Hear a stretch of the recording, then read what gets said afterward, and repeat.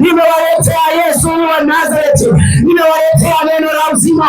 Sijawapepea kitu chochote ilicho nacho watu wa dunia. Yesu nimewaletea. Huyu Yesu mwaminini, kwa sababu mkishamwamini huyu Yesu mtapokea uzima, na mkishamwamini huyu Yesu mtakuwa mmepokea uzima. Dini haiwezi kupeleka sehemu, dini haiwezi kupeleka mahali popote. Dini ni muundo wa kumtafuta Mungu, dini ni mpango wa wanadamu kumtafuta Mungu, lakini Injili ni uwezo wa Bwana kumtafuta wanadamu. Ni uwezo wa Bwana. Wanadamu anaweza akafanya dini aweze kumtafuta Mungu, lakini je, anatafuta Mungu gani? Mpango tu kwamba nianzishe dini. Hata hayo mambo yalikuwepo tangia zamani. Mwanadamu akajua nifanye dini. Huyo mwanadamu aliyeamua kwamba nifanye dini, je, hiyo dini anayofanya anamwabudu Mungu gani?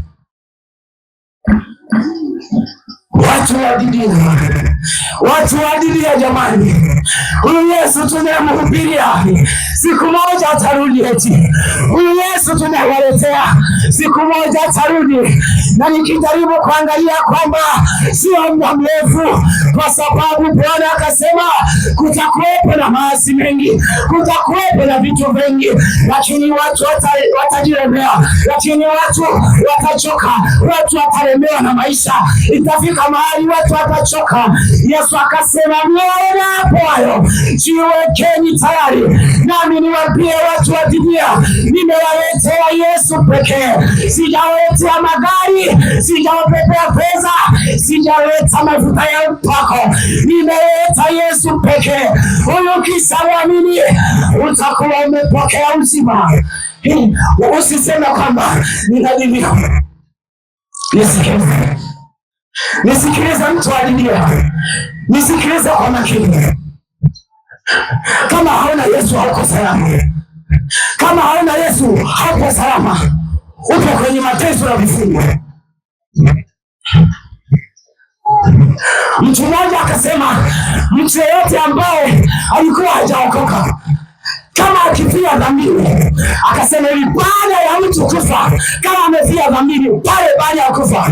Nisikilize, wanadamu baada ya kufa yupo kama karanga, yupo kama karanga. Akisha kufa wanadamu, karanga unamenya hivi, wanakuja malaika, huu mwili ndio mnazika, lakini mtu sahihi ameshaondoka. Na kisha kufa, kama alikuwa mtu wa dhambi, nafsi yake itateseka. Mtu anapokufa huwa anajitambua, hata kama amekufa. Huwa watu wanazika mwili, lakini kule alipokufa anajitambua. Baada tu ya kufa, amekufa, anakutana na Mungu. Ulifanya kazi gani duniani? Ndio swali ambalo utaulizwa. Unaweza ukasema Bwana, nilikuwa nakutumikia, lakini je, ulikuwa unamtumikia Mungu kwa njia gani? Bwana Yesu asifiwe. Mwamini Yesu leo. Mwamini Yesu leo watu. Mwamini Yesu leo. Mkishamwamini huyu Yesu mtakuwa mpo salama. Mkishamwamini huyu Yesu mtakuwa mpo salama. Ni mateso kama ukifia dhambini huna Yesu. Wanasema mtu baada ya kufa, unapofika kule kuzimu, Mungu anamtupa, anaenda mahali ambapo watu wanahifadhiwa.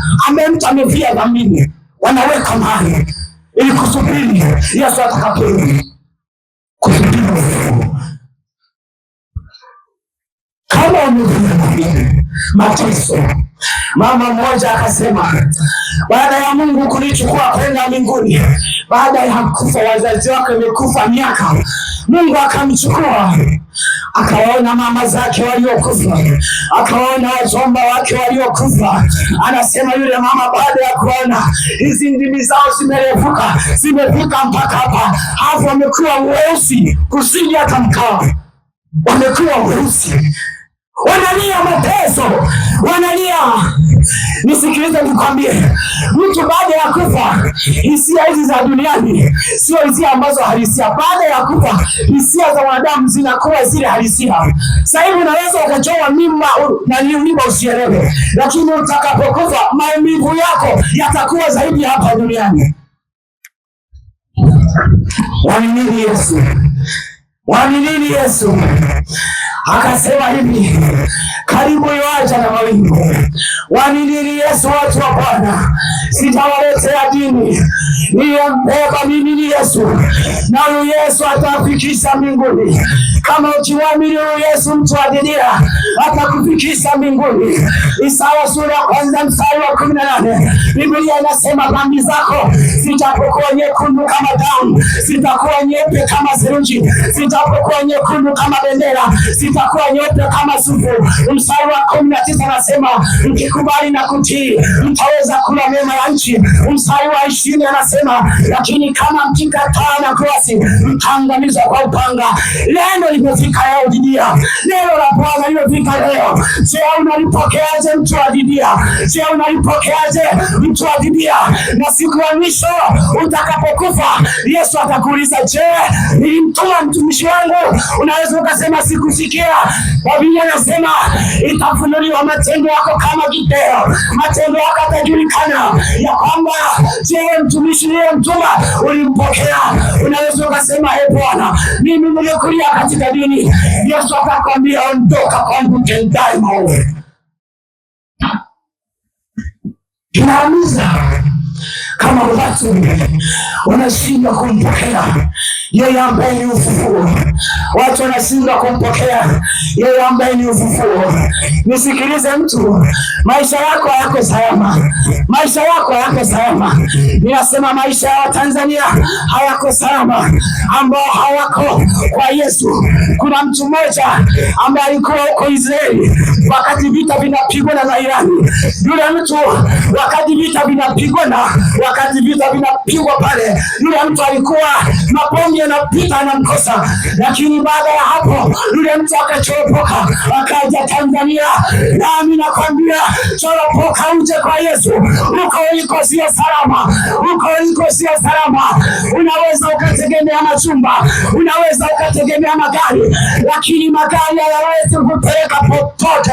Machumba yako hayawezi akakusaidia, kwa sababu pesa na mali, uhai ulionao haumo katika wingi wa vitu ulivyonavyo.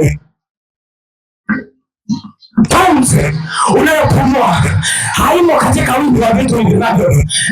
Hawezi kuiambia gari, gari niongeze uhai. Uhai wako uko mikononi mwa Mungu. Uhai wa mwanadamu uko mikononi mwa Mungu. Nielewe watu wa Didia, naomba mnielewe siku ya leo. Leo ni siku tunaenda kuhitimisha. Naomba mnielewe watu wa Didia, nimewaletea Yesu. Leo ni siku ya kugeuka, leo ni siku ya kutubu. Hata kama ulikuwa na dhambi kiasi gani, Bwana anasema atakusamehe. Amesema sitaangalia waovu katika Israeli. Nataka nikwambie mtu wa Didia, mpe Yesu maisha. Huyo ndiye salama yako. Usalama haupo kwengine. Usalama haupo katika maji ya upako. Usalama ni kwa Yesu Kristo. Ninawaita ya kwamba njoni kwa Yesu, njoni kwa Yesu watu wa Bwana, njoni, njoni, njoni. Isikieni sauti ya Bwana jioni leo, na leo ni siku ya mwisho. Usisubiri kutubu kesho. Naweza nikamaliza kuhubiri parapanda ikalia. Siwezi kusema kwamba parapanda italia, lakini nachojua ya kwamba saa ya kuja kwake Mwokozi imekaribia. Usisubiri kesho ya kwamba nitende dhambi, nifanye dhambi.